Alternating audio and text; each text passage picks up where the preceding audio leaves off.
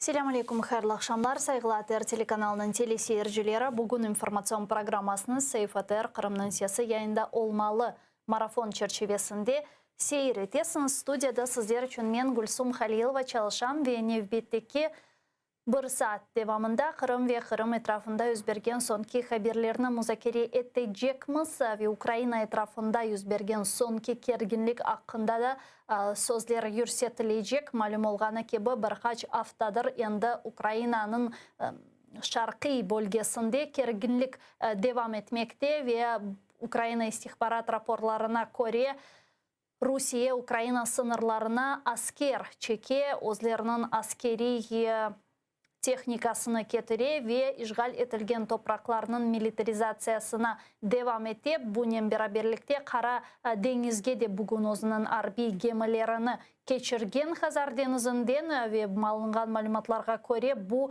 Amerika'nın iki özünün harbi gemisini Kara Denizge geçirmege istegenini haberinden sonra bu gibi hadiseler şimdi yüz vermekte. Elbette ki biz bu haberlerimizni yayında hem Kırım Tatar tilinde hem de Rus tilinde müzakere edeceğimiz. En baştan ise Ukrayna-Türkiye münasebetleri hakkında laf etmege isteyimiz. Siz de bizim yayınımızga koşulabilirsiniz. Ekranlarınızga rejissörlerimiz telefon numarasını takdim etti. 073 419 41 58 Viber vasıtası ile stüdyamızga telefon açmağa imkanınız var. Ya da Skype adresini de kullanabilirsiniz. ATR.TV bizim Skype adresimiz. ATR telekanalının saytına da abone olunuz sevgili dostlar. ATR.TV bu bizim adresimiz ve bu adres boyunca aboneni yapsanız bizim işimiz daha kolayca olur. Çünkü bugün ATR telekanalının mali problemleri ne yazık ki çözülmey kala ve bu sebepten ATR telekanalı Kennedy özünün seyircilerinin yardımına muhtaç ve eğer biz bugün böyle çalışmaya devam etsek, bu sadece bizlerini destek etken sizler ve diğerlerinin yardımı ile zaten görürsünüz. Biz böyle kısıtlı şekilde yayınlarga çıkamız ama Kennedy kureyişimizni devam etmektemiz ve devam edecekmiz sevgili dostlar. Bunun beraberlikte bizim YouTube kanalımızda da abone olmağa imkanınız var. ATR büyük harflerinin Latin urufatı ile anda biz hem online şekilde yayınlarımızı yükleyimiz hem de anda bizim bütün programlarımızı böyle zapis rejiminde bakmağa imkanınız var. Men size haberlerge geçmezden evvel bu Ukrayna sınırlarında yüz bergen haberlerge geçmezden evvel elbette ki sonki hadiseler sırasında bu rahatlık günleri Ukrayna prezidenti Vladimir Zelenskiy'nin Türkiye'ye ziyaretinin başlamağa ister edim. Demek bu ziyaretinin neticeleri ve bu ziyaretten sonra nasıl bir hareketlerinin olacağını biz endi birkaç günden beri müzakere etemiz ve bugün Kırım Tatar halkının lideri Mustafa Cemilov'un aytganına göre Türkiye prezidenti Recep Tayyip Erdoğan Kırım platformasına İslam memleketlerinin da diğer temsilcileri koşulması için destek gösterecek eken keliniz Mustafa Cemilov'un ne aytganını dinleyik. На зустрічі з Ердоганом я подякував йому за тверду позицію щодо Кримської платформи, але висловив думку, що цього недостатньо. Треба, щоб Туреччина використовувала свій вплив в країнах третього світу, ісламських країнах, щоб вони теж приєдналися до Кримської платформи. Ще до саміту в нас буде кілька поїздок в ісламські країни. Ердоган в цьому плані обіцяв нам тверду підтримку.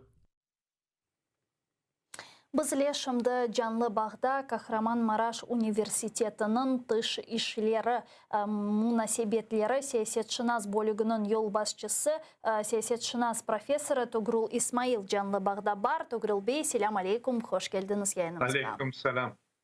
Togrul Bey, rahatlık günleri Türkiye'nin resmi ziyareti Ukrayna prezidenti Vladimir Zelenskiy bulundu. Recep Tayyip Erdoğan'ın tet müzakereler yürüttiler. Mana bu müzakerelerinin ve bu ziyaretinin neticeleri hakkında laf edecek olsak nasıl mühim böyle bir noktalarını kaydedirdiniz? Çok teşekkür ederim. İlk önce sizi, ATR televizyonunu ve Ukrayna'daki tüm Müslümanları mübarek Ramazan ayı gelmesi münasebetiyle tebrik ederim. İnşallah Çok sağ olun. bu ay Ukrayna'ya barış getirir. İnşallah. Ve dost Ukrayna ülkesi de gerçekten barış içerisinde gelişmeye devam eder. O ki kaldı iki devlet başkanının görüşmesi oldukça önemli bir gelişmeydi.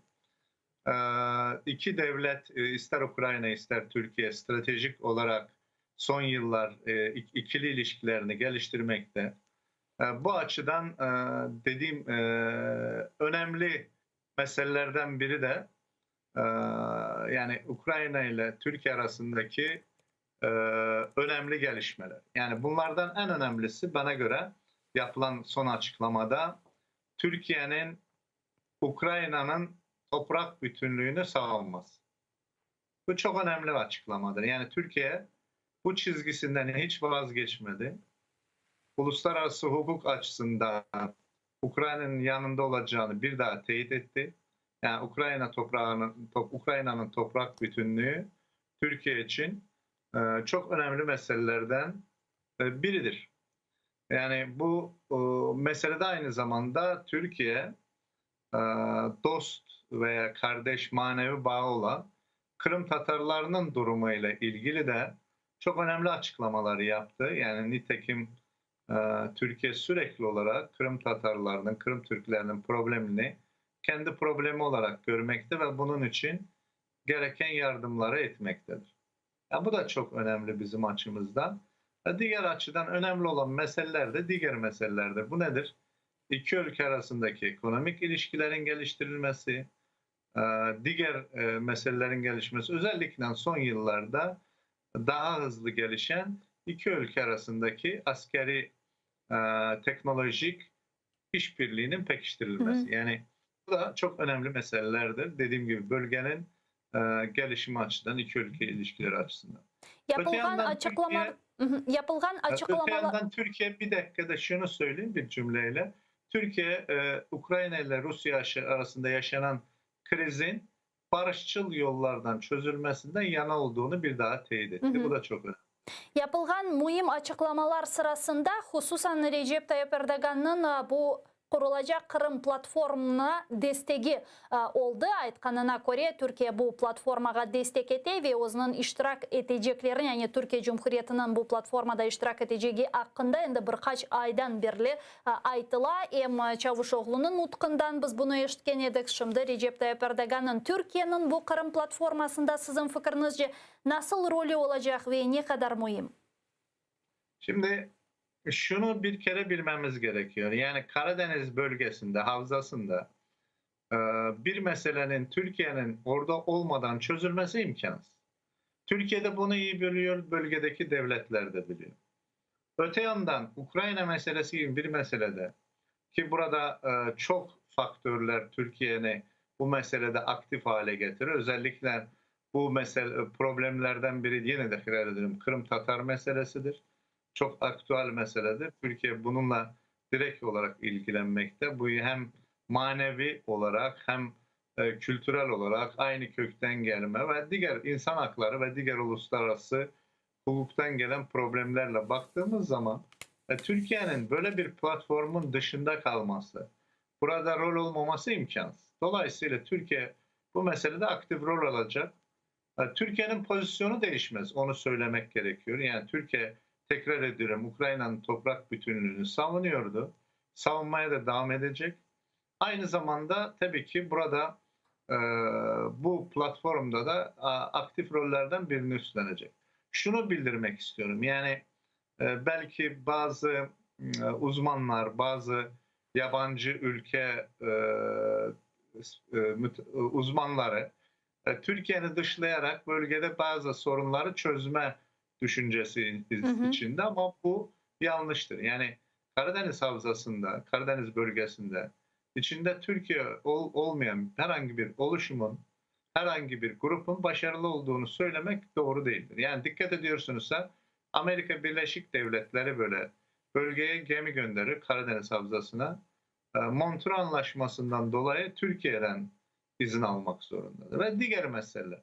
Öte yandan olası herhangi bir bölgedeki çatışmada diyelim ki Rusya, Ukrayna arasında Allah korusun olmasın diye barış olsun istiyoruz da olabilese bir savaş, bir çatışmada yine ister Boğazlar, Montreux Anlaşması işin içine gider, Türkiye'nin tutumu girer yani ve diğer meseleler çünkü Türkiye hem bölge ülkesi, bölgede istikrar istiyor, aynı zamanda NATO ülkesi, Amerika Birleşik Devletleri bölgede. Yani dolayısıyla Türkiye'siz Karadeniz bölgesinde herhangi bir meselenin böyle tek böyle halli imkansız. Hı hı. Yani şu nedenle de onu diyorum. Türkiye'de bunu biliyor. Yani Türkiye'de bölgede dengelerin değişmesini de çok istemeyen bir ülke. Yani Karadeniz bölgesini hep barış denizi olarak görürdü Karadeniz'i. Ona göre Kırım'ın ilhakı meselesi dengeleri değiştirdi.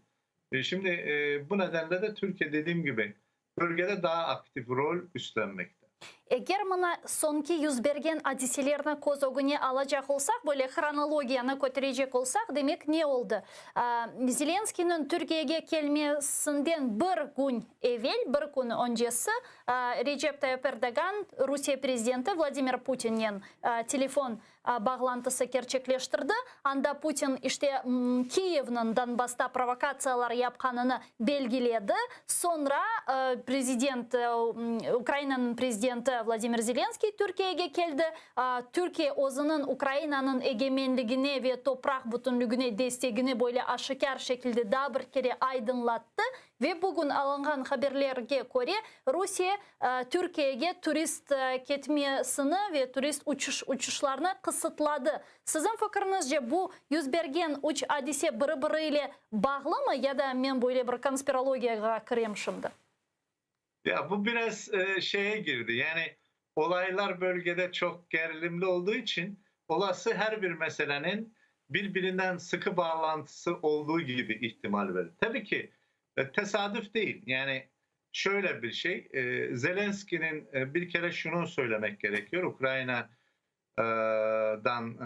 yani bu heyetin, Zelenski başta olmakla ekibin Türkiye'ye geleceği önceden bilinmekteydi. Bu yani günübirlik bir mesele değil. Hı hı. Bu daha önceden planlaştırılmış bir meseleydi. Sadece bu olayların tırmandığı bir döneme denk gelir. Çünkü Türkiye ile Ukrayna arasında yüksek istişare stratejik işbirliği platformu var ve bu her yıl devam ediyor. Bir yıl bu bildiğim kadar yani her dönem ya Ukrayna'da ya Türkiye'de bu görüşmeler devam etmektedir.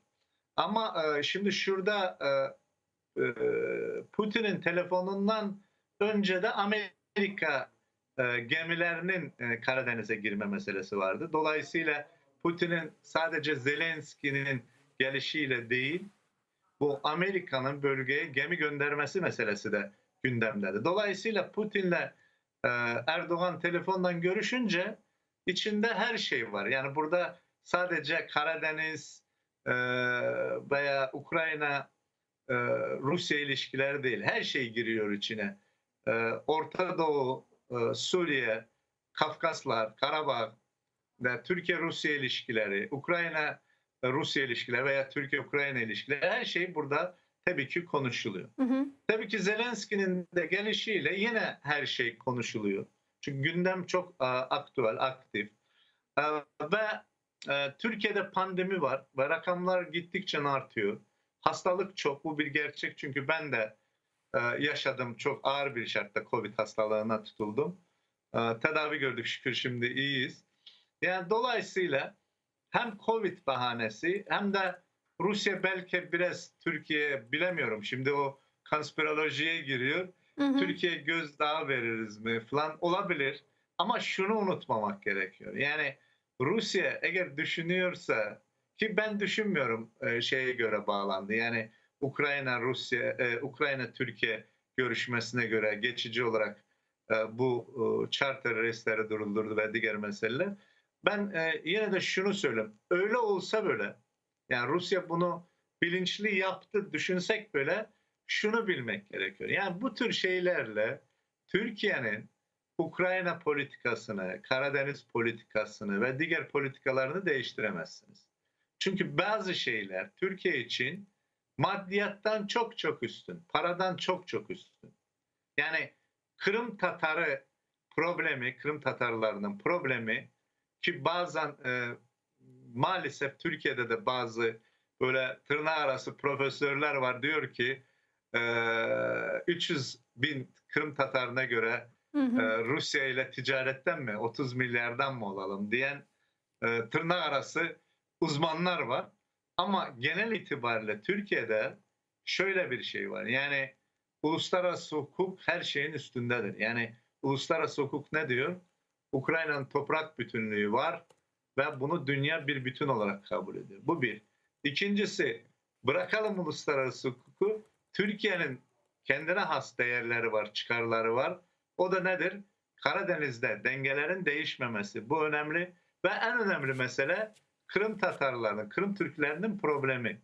Yani Türkiye hiçbir zaman kendi soydaşlarını nerede yaşamasından asıl olmayarak yalnız bırakmaz. Onların problemini unutmaz. Dolayısıyla bu tür meseleleri bir araya getirdiğiniz gibi, yani bir de Türkiye gibi geleneksel dış politikası ve ilkesel yaklaşımı olan bir ülke ki bazen ben bakıyorum Rusya'da, Ukrayna'da veya bu post-Sovyet dediğimiz coğrafyada uluslararası hukuk çok da ciddiye alınmıyor.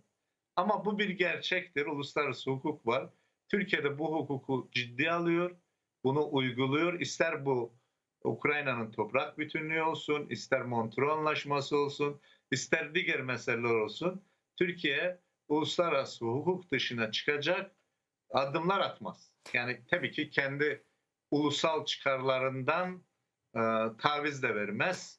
Bunlar çok önemli meseleler. Bir de şunu soramağa istedim. Sizin bilesiz, bu Ukrayna'nın şimdi şarkında yüz bergen gerginlik neticesinde ve Rusya'nın Ukrayna sınırlarına asker sevk etmesi fonunda şimdi NATO ve Ukrayna münasebetleri böyle daha çok gündeme geldi ve müzakere edilmeye başladı. Zelenskiy'nin aytkanına göre Donbass'ta cenkni bitirmeknin yekene şartlarından biri bu Ukrayna'nın NATO'ga kirmesi. Bundan sonra işte Rusya'dan tehditler gelmeye başladı. Eğer Ukrayna NATO'ga girer ise vaziyet daha da gerginleşecek, daha da yamanlaşacak. Bu meselede Türkiye'nin tutumu neden ibaret?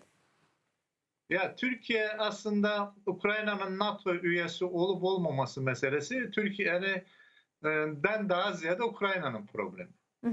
Yani Ukrayna buna karar verecek. Türkiye gerçi NATO üyesi, önemli bir devlet. Yani Ukrayna'nın sonuçta Ukrayna'nın NATO'ga kirmesi bu NATO'nun alacağı bir karar. NATO ülkelerinin alacağı bir karar. O sebepten bu bizim için de mühim. Tabii ki bu Türkiye'nin alacağı karar değil. Yani ben Türkiye'nin buna karşı olacağını, buna tepki göstereceğini de düşünmüyorum. Ama aynı zamanda da şöyle bir şey var. Şimdiki şartlarda da Ukrayna'nın NATO üyesi olması bir uzman olarak, ben uzman olarak söylüyorum. Yani Türkiye açısından değil, Türkiye'li uzman olarak söylüyorum. Ki çok da ben görmüyorum. Yani Ukrayna için çok gerekli bir mesele görmüyorum. Nedeni şu, nedeni de bu. Bak gördünüz yani şu anda Rusya NATO'nun kendi sınırlarına yaklaşmasına çok acayip şekilde tepkili. Yani Gürcistan'da olsun, Ukrayna'da olsun buna tepki gösteriyor. Halbuki bu Rusya, bu ülke 90'larda NATO'nun Doğu Avrupa'da yayılmasına, diğer şeylerine teşvik ediyordu. Hatta kendisi NATO ile işbirliğini pekiştirmişti. Şimdi bu nedenle şu bugünkü şartlarda Ukrayna'nın NATO üyesi olması meselesi bana göre Donbas sorununu da çözmez. Tam olarak çözmez. Krizi daha da tırmandırır. Bu uzman olarak söylüyorum. Ama Türkiye'nin devlet olarak, yani tekrar ediyorum, Ukrayna'nın NATO üyesi olup olmaması bu NATO ile Ukrayna arasındaki görüşmeler sonucunda gerçekleşen bir meseledir ve kolay değil. Çünkü orada herhangi bir NATO üyesi veto uygularsa Ukrayna'nın NATO üyesi olması kalır. Bu bir. İkincisi, NATO'nun böyle bir tüzüğünde bir mesele var. Toprak sorunu olan, içinde sorunlar olan ülkelerin NATO üyeliğine alınması meselesi de çok problemlidir. Ama imkansız değil. Айтқанларына İmkansız değil ama çok problemli. Yani bunu mesela şöyle bir şey değerlendirme açısından söylüyorum. Mesela biliyorsunuz ki NATO ülkeleri değişiktir. Rusya'nın ilişkileri bu veya diğer şekilde iyi olan veya Rusya'nın herhangi birisinden ilişki kurarak o veto hakkını da bunu bahane ederek kullanma meselesi de gündemde olabilir. Anlatabildim mi? Yani işi daha da kolaylaştırır veto için. Yani Ukrayna'da problem var. Onun alınması doğru değildir meselesi gibi. Yani şimdi iki ülke hem Ukrayna hem Gürcistan NATO üyesi olmak istiyor ama ikisinin de ciddi şekilde toprak problemi mevcuttur. Bu tür dediğim gibi ona göre zorluklar çıkarabilir. Ama dediğim siz de haklısınız.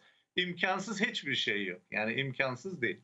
Çok teşekkür ederim. Çok sağ olun Toğrul Bey. Bizle bağlanğanız için sizge de bütün Türk milletine, Anadolu Türklerine bizde Ramazan ayı kutlu olsun, hayırlı olsun diye aytamiz ve sizlerge de sağlık, şifalar dileyimiz. Çok sağ olunuz. Eyliklerde görüşkence Toğrul İsmail bizle Türkiye'den canlı bağdaydı sayılı arkadaşlar. Kahraman Savaş Üniversiteti'nin halkara münasebetler ve siyasetşinaslık bölügünün yol başçısı ve siyasetşinas profesörü. Men ise Rus tiline keçem sayılı dostlar ve sonki bu Donbass ve Ukrayna'nın şarkı Ukrayna sınırlarında Ruslarının asker sevkiyatı meselesine keçemiz.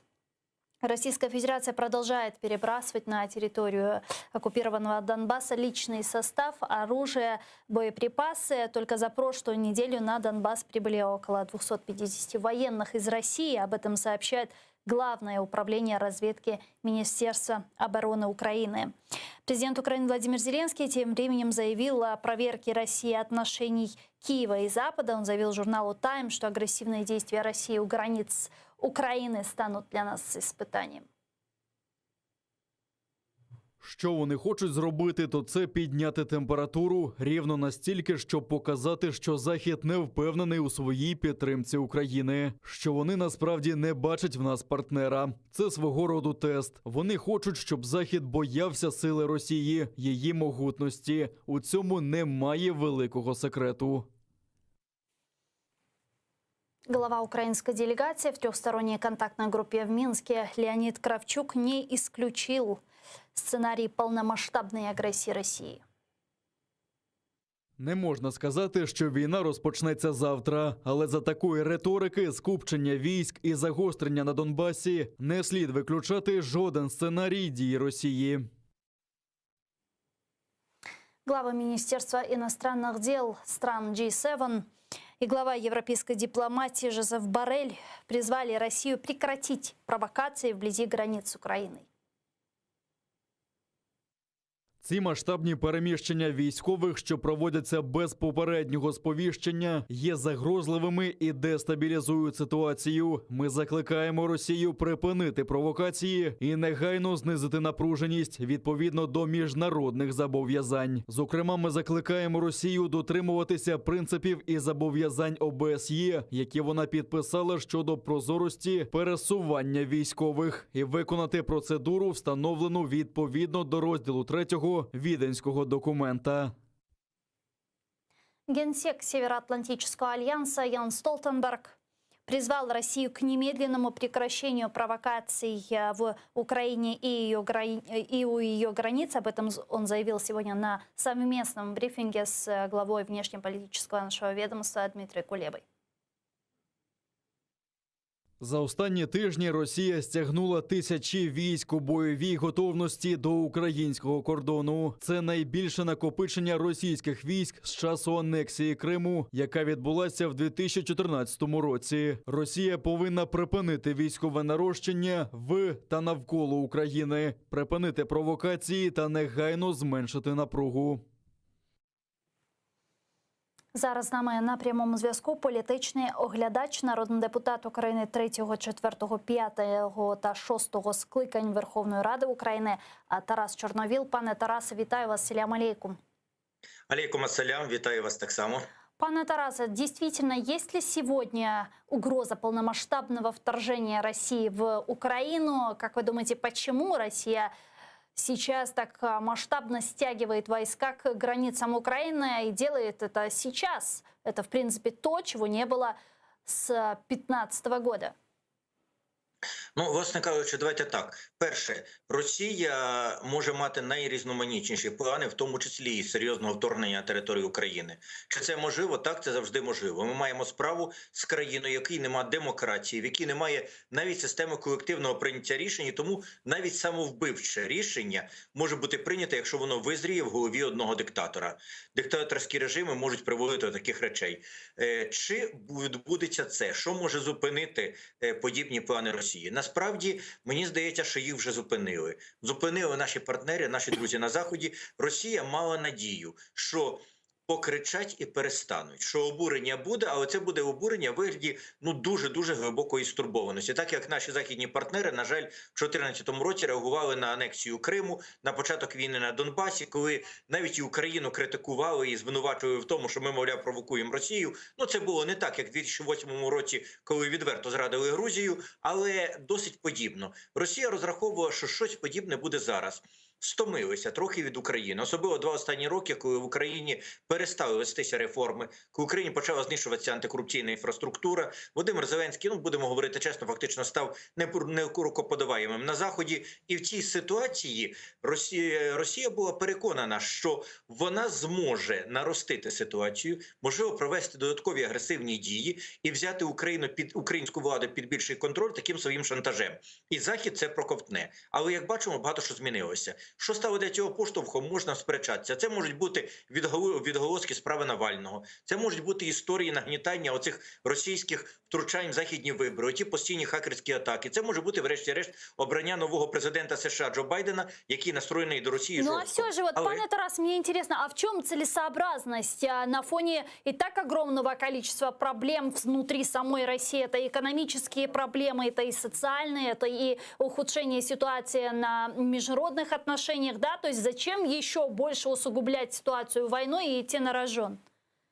Ні, насправді, давайте називатися, Росія дуже часто свої внутрішні проблеми вирішує не підняттям економіки, не покращенням соціального стану своїх людей, а оголошенням маленької переможної війни, або демонстрацією, що весь мир проти нас, всі нас хотят разрушить, всі хотят нам нав'язати свою політику, а ми страна цивілізації, ми цього не допустимо. Ми всі сплотимося вместе. І тоді і спецслужби працюють активніше, і тоді ніякі вибори реально не відбуваються, повністю ніхто не зможе нічого проконтролювати, тому що Росія тоді замикається, робить ще більш диктаторською державою. Тому насправді для Путіна це є серйозний варіант. Але я думаю, що тут мова йде про дещо інше. Путін, нагнітаючи цю ситуацію, він навряд чи планував велике масштабне вторгнення. Ну, тобто, іти на Крим навряд чи хтось планував. Хоча варіанти прориву на фронті і заглиблення нашу територію на кілька десятків кілометрів були абсолютно реальні. І історія з військовою авантюрою в Херсонській області, а там живе сьогодні дуже багато кримських татар, які були змушені покинути свою землю після російської анексії, і анексія певних територій по напрямку Північно-Кримського каналу, вона була б цілком реальна. Для чого це Путіну потрібно? Ну, вода в Кримі йому потрібна, це зрозуміло. Для чого потрібно інші агресивні дії? Путін розуміє, принаймні це його стиль мислення, що страхом він може добиватися результату від певних лідерів, які не є достатньо тривкі. В нього була переконаність, що оскільки Україна не отримує явної жорсткої підтримки з Заходу, тиском таким чином він зможе змусити Зеленського до виконання якихось обіцянок. Ми не знаємо всіх тих обіцянок. Ага, то есть добиться неких политических преференций, правильно я вас поняла? Так. Таким образом. А что это могло было быть? Це може бути стара історія, ми ж знаємо про неї вже більше року, що реальна історія з водою, подачою води в Крим, вона насправді була серед обіцянок. Це напряму з Росії казали. Я думаю, що іде мова про поступовість України, виконання другої обіцянки, термінове ухвалення закону, яким би можна було провести вибори на окупованих територіях Донбасу за принципами, які задовольнять російську сторону. Тобто без участі українських партій, без участі західних чи українських спостерігачів і засобів масової інформації, інформації і без виведення звідти російських окупаційних військ і нероззброєння бойовиків, без міжнародних спостерігачів, міжнародного миротворчого контингенту. Росія цього вимагала. Давайте згадаємо, трошки більше року назад, в березні місяці, Єрмак навіть заявив, так, ми це зробимо, ми проведемо вибори на Донбасі разом з виборами по всій Україні 25 жовтня. Це була заява, ця обіцянка, значить, була. Вона не була виконана, тому що, перше, це було неможливо зробити. Друге, в Верховній Раді не ухвалили б такого закону, за нього не було голосів, реально не було. І тому обіцянка виявилась не виконана. Путіну, очевидно, треба це виконати. Але є ще третій момент. І він дуже цікавий, як на мій погляд. Знаєте, західні наші партнери іноді починають давати преференції певній Україні в той момент, коли, здавалося б, українська влада найменш готова до цього. Я вам нагадаю, згадайте, коли перший єдиний раз Україні сказали, що Україна має можливість готуватися до подання заявки на вступ в Євросоюз. Цього не сказали ні Ющенкові, ні Порошенкові. Знаєте, кому це сказали? Після інавгурації це сказали Януковичу. Тому що побачили, клієнта ми втрачаємо. Це реально, це була заява Єврокомісії, узгоджена лідерами не Єврокомісії, а Європейської ради, узгоджена лідерами країн-членів Євросоюзу. Насправді, вони це сказали, що вони не отримали ефекту. Але угоду про асоціацію готували і вводити в дію мали при тому ж Януковичі. Так само і зараз, коли Україна може не найбільш готова до вступу в НАТО, і українська влада не найбільш готова, раптом появилися обставини, коли в світі раптом починає визрівати консенсус, що єдиний спосіб зупинити агресивні дії Росії – це зараз надати Україні ПДЧ. От тема ПДЧ зависла в повітрі. Я дуже боюся, що Володимир Зеленський і оточення так і не подадуть офіційну заявку на ПДЧ, бо офіційну заявку це має подати українська сторона. А как вы оцениваете угрозы российской стороны вот на эти последние заявления Зеленского, который сказал, что единственным путем разрешения ситуации на востоке Украины и завершения войны там является вступление Украины в Североатлантический альянс, после чего прозвучали заявления Пескова-Захаровой о том, что это наоборот усугубит ситуацию на Донбассе. Вот как вы оцениваете вот эти их угрозы и какова вероятность действительно предоставления нам ПДЧ? Значить, що стосується заяв Російської Федерації, це є істерика. Я інакше це не розцінюю, але це істерика підкріплена можливістю дуже серйозних провокацій і серйозної загрози загибелі великої кількості українських громадян. Насправді, якщо Росія починає діяти настільки істерично, це значить, що її розвідка зафіксувала велику ймовірність того, що Україні дійсно запропонують ПДЧ. І зараз включений фактор тиску. Вони не можуть тиснути на США. Вони можуть тиснути на окремих країн-членів НАТО, ну, скажімо, на ту ж саму Угорщину. Зараз включається фактор Румунії, на жаль, проти України після інциденту з Чаусом в Молдові. Але насправді, найголовніший тиск і оті загрози, вони спрямовані не туди. Там це не діятиме. І якщо Байден дуже захоче, він зможе переконати лідерів Угорщини погодитися на надання ПДЧ Україні. Зате це спрямовано на українську владу. Залякати. Реально показати, що ті ж заяви, вони ж прямі, вони ж дуже прямолінійні. Там немає якихось натяків. Там прямо сказано: Зеленський, якщо ти приймаєш ПДЧ для України, ми тобі зробимо тут страшну війну, страшні речі. Росія не зможе, особливо у випадку, якщо надання ПДЧ вже буде узгоджено, Росія не зможе вже багато того всього робити, чим вона погрожує. Але це є блефування. І мені здається, що окремі представники української влади на цей блеф повелися. Ну, принаймні, дуже панічні заяви там Арестовича, то що, мені здається, вони є то його ознакою. Сегодня на совместном пресс-брифинге Дмитрия Кулебы с Янсен Столтенбергом генсек НАТО сказал о том, что вопрос вступления Украины в НАТО – это вопрос Украины, и Россия не имеет права вмешиваться. Давайте послушаем его прямую речь. Це лише 30 союзникам вирішувати, коли Україна готова стати членом НАТО. Ніхто інший не має права втручатися в цей процес, і це суверенне право кожної нації, такої як Україна, запитати про членство. Це дуже важливий принцип, тому що Росія зараз намагається відновити свого роду сфери впливу, де вони могли б вирішувати, що сусіди можуть робити. На какую помощь мы можем рассчитывать от НАТО и каковы наши действительно перспективы вступления? Насколько это может растянуться? Ну, давайте так. Пункт перший щодо заяви генсека НАТО. Заява абсолютно правильна, але вона не є новою. Всі попередники його з моменту, навіть не нинішнього, а з моменту ще президентства Віктора Андрійовича Ющенка повторюють ту саму фразу: Росія не має права впливати на рішення України. Єдине, що до 2008 року, до нападу Росії на Грузію, був такий, скажімо, таємний, неоголошений, негласний меморандум про те, що НАТО обмежить розширенням на 3 Балтійські держави. Далі НАТО не піде. Ні Україна, ні Грузія членами НАТО не будуть. Але після того, як Росія напала на Грузію, а особливо після нападу на Україну в 2014 році, для НАТО ця червона лінія більше не існує. Тобто узгоджена позиція була така, що якщо Росія змирилася повністю з українською незалежністю і грузинською, не буде втручатися, не буде там агресії проти них поводити, НАТО не буде на ті країни розповсюджувати своє членство. Росія поламала цей принцип. Тепер імовірність вступу в НАТО дійсно залежить в першу чергу від України. Те, що сказав Столтенберг, Росія не має права впливати на рішення 30 членів НАТО. І Росія, скільки вона не робила істерику, вона на них не вплине. Ще раз кажу, єдина поки що країна, на яку вона має прямий вплив, це є Угорщина, але США мають більший вплив. І повірте мені, вони мають можливості добитися нейтралітету Угорщини. До України можуть бути звернення про певні поступки в мовному законодавстві, в освітньому законодавстві. Вони будуть виконані заради такої цілі. І після того, я думаю, Угорщина теж зніме своє табу. Єдина країна, на яку Росія може зараз впливати, і оці дії навпряму впливають, тому що, давайте зрозуміємо, під Воронежем Ескандери не загрожують ні Польщі, ні Угорщині, ні Німеччині. Вони загрожують Україні. Вони демонстративно підводяться туди. Бо якби хотіли демонструвати загрозу європейським іншим державам, їх би демонстративно возили по Калінінградській області або по окупованому Криму. Вони їх возять біля континентальних кордонів України. Це є показуха для України. Тобто ті дії, які зараз робить Україна, вони не попередження західним альянтам.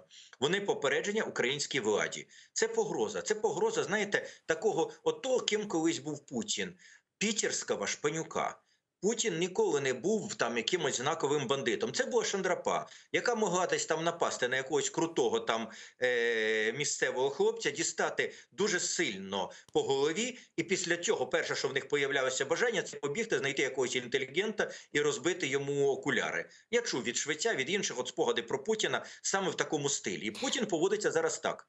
Щодо України, це є погрози Україні, але якщо Україна буде демонструвати тут свою стійкість, то ті погрози не дадуть ефекту. От єдине, що я хочу за остання фраза сказати, давайте розуміємо, в цій ситуації Володимир Зеленський зробив хороші правильні заяви. Ті заяви прямо витікають з норм Конституції, чинної Конституції в Україні. Але, крім заяв, має бути написана заявка. Пригадуєте, Ющенко подавав заявку. Зеленський має написати офіційну заявку на надання ПДЧ. Її поки що нема. Пане Тарас, у нас есть телефонный звонок в студию, как мне сообщают, вам хотят задать вопрос. Давайте примем. Алло. Добрий вечір. Добрый вечер. Представьтесь, пожалуйста. Мы слушаем вас. Задавайте ваш вопрос. Звати мене Василь. Я хотів спитатися пана Тараса по такому питанню. От зараз у нас на фронті люди, бійці гинуть. І нам кажуть, що ми маємо відповідати дуже обережно, щоб не спровокувати ворога, щоб не були провокації з нашої сторони, щоб ми не акуратно дуже відповідали. У мене таке запитання. І в Росії, якщо б вона хотіла, як кажуть, створити провокацію, вона сама її створить. І не треба створити. Так само, наприклад, як Німеччина нападала на Польщу, сама провокацію зробила. Так само, як Совєтський Союз на Фінляндію, самі провокацію зробили. Провокація, що робиться, хоча західні партнери всі розділили, і взагалі в світі, робить собі внутрішньо від російського, як то кажуть, обивателя. Так що наші маємо постійно боятися, щоб, не дай Боже, не відповідати, тільки щоб не було провокації. Якщо треба бути, в росіяни самі обстріляють, самі провокації зроблять. Ми маємо відповідати, не боятися постійно, як кажуть, трястися. Дякую. Зрозуміло. Я Дякую. абсолютно згоден. Знаєте, тут, перше, з тезою я згоден 100%. Росії не потрібно якихось там спеціальних провокацій, вона їх створить. Більше того, я вам скажу, що Росія якраз провокація, яка підходила для її внутрішнього простору і для проросійсько настроєних громадян України, вона її створила. Вона її створила в той момент, коли вона почала ті масові перекидки військ. Ота загибель хлопчика, який, як виглядає, загинув внаслідок знаходження якогось вибухового предмета в себе вдома, в приміщенні. Тобто, мабуть, батьки тримали якісь гранати вдома, ще там щось, я не знаю, бойовики, можливо, були. Хлопчик підірвався. Було оголошено абсолютно з нуля вигадану нормальну абсолютно річ про те, що його вбив український безпілотник. Ми не запускаємо безпілотників. Наша влада навіть забороняє з дронів проводити спостереження за окупованою територією, за прифронтовою лінією. Ну вот на самом деле вот эта история с распятым мальчиком номер 2, она не прошла. Вона не пройшла, тому що насправді на той момент була дуже жорстка реакція з всього світу. Росію звинуватив в спробі почати війну. Я вважаю, що це був той стартовий пункт, на якому Україну мали звинуватити спочатку в насильстві проти мирного населення, підняти максимальну істерію і після того зробити воєнну провокацію в стилі гітлерівської Німеччини проти Польщі 1 вересня 1939 року. Когось щось обстріляти, привести до загибелі там якоїсь групи бойовиків і внаслідок цього почати бойові операції. Але реакція була на упередження не з українського боку. Це є пункт перший. Пункт другий. Ну, насправді, Росії навіть ті провокації не потрібні особливо. Як вона хоче робити якісь злочинні дії, вона потім по свої провокації придумає. Давайте згадаємо, коли почалася ескалація серйозного конфлікту. Ескалація, масові обстріли, вбивства. Вона почалася ще до Нового року, а від Нового року масово посилилася. Да. Коли почалися перші заяви Володимира Зеленського з приводу НАТО, вони почалися в березні місяці. До цього часу була дуже примирова розмова. Більше того, Володимир Зеленський робив речі, які я вас в ефірі не один раз критикував. Він всьому світі розказував, що у нас на фронті все чудесно, Росія не стріляє, у нас прекрасне перемир'я. Я казав, що він цим розхолоджує наших західних партнерів, які в них мотив підтримувати Україну, якщо ми і так з Росією домовилися, в нас всеосяжне перемир'я. І от на фоні цього Росія почала потужно стріляти, підтягувати війська, робити свої провокації. Тому насправді те, що сказав ваш додзвонювач, це абсолютно правда. Як ми провокуємо Росію, от в чому ми провокуємо? Це ми провокуємо своєю слухняністю і своєю стишеністю. Якщо ми не кричимо на весь світ про російські обстріли, якщо ми не відповідаємо на вогонь, якщо ми не заводимо своїх снайперів, контрснайперські групи, ми цим провокуємо Росію на подібні дії. Росія зупиняється тільки внаслідок сили у відповідь. Пане Тарасе, и последний вопрос. У нас вот буквально 1,5-2 минутки. Вот в случае, если Россия начнет полномасштабную агрессию в Украину, вот что будет? На чью поддержку мы можем рассчитывать? Потому что мнения действительно разделились, и ряд аналитиков говорят о том, что повторится грузинский сценарий, и нам вряд ли кто-либо поможет, и спасение утопающего – это дело самого утопающего, а другие говорят, что нет, на этот раз за нас заступится и Североатлантический альянс, и Америка, и весь Запад. Как вы думаете, на кого нам рассчитывать, на чью помощь? Значить так, пункт перший, дуже коротко. Ми не матимемо грузинського сценарію, тому що на момент грузинського сценарію дії Медведєва, президента Росії, підтримали. І дії Саакашвілі засудили і Саркозі, і, по-моєму, тоді і Меркель, а головне президент Джордж Буш. Вони підтримали Росію. Тому насправді зараз вони виступають проти Росії і дуже жорстко на неї тиснуть. Тому насправді грузинського сценарію не буде. Я думаю, що стримуючі фактори на дипломатичному рівні включені сильно. Прямої допомоги ми не отримаємо. Але ми отримуємо дуже швидко, досить серйозні поставки зброї. Наскільки я розумію, вони вже почалися, вони вже йдуть. Ми отримуємо повну підтримку з розвідки, космічної розвідки, детальні розпідтримку. Ми отримуємо підтримку по заглушенню російського сигналу. І, можливо, буде оголошена Америкою дуже жорстка дія. Зона заборони польотів над прифронтовими зонами. В такому випадку це вже буде реальна участь Америки, по суті, в війні. Оце максимум, на що ми можемо розраховувати. Але для Росії це матиме ефект дуже негативний, в тому числі економічний, який для Путіна не бажаний. Тому я думаю, що упереджуючі дії вже зупинили можливість максимальної агресії. Але підвищення ставок Путіна може йти до дуже небезпечного рівня. Давайте не забудемося. Під час Дебальцево, пригадуєте, в 2015 році, він ж не починав пряму агресію. Він просто підвищував ставки. Ті підвищені ставки нам коштували кількох сотень українських життів. Насправді, він може підвищувати ставки ще до певного серйозного рівня. Але я не думаю, що він вже відважиться на пряме вторгнення. Дякую вам дуже, пане Тарасе. Чухсал, у нас політичний аналітик Тарас Чорновіл був з нами на прямому зв'язку. Но я, к сожалению, вынуждена завершать этот блок. Оставайтесь первым крымско-татарским телеканалом АТР. Буквально через несколько минут эфир продолжает информационная программа «Заман». А далее в этой студии вас поприветствует мой коллега Айдер Мождабаев в программе «Прайм». Не пропустите. Сайглар Хадаршлар, мен сызнен саглых лашам, ярын энді көрішерміз, энді вақыт келді ифтарлар япмақтамыз, джумлемізге Мубарека Оразави Рамазан айы хайырлы олсын. Біздерге де ифтар япма вақты келді. Көрішкенше.